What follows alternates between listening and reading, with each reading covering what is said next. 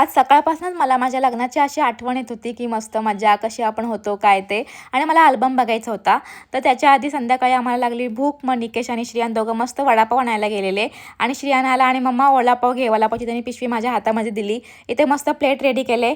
मस्त गरमागरम चहा आणि गरमागरम वडापाव. आमचा संध्याकाळचा नाश्ता झाला आणि निकेशने अल्बम शोधून काढला. तो बेडमध्ये होता आणि इथे आम्ही अल्बम घेऊन बसलो. चौका जागृती आणि निकेश यांचा शुभविवाह 2017ला झालेला, 11/2/2017.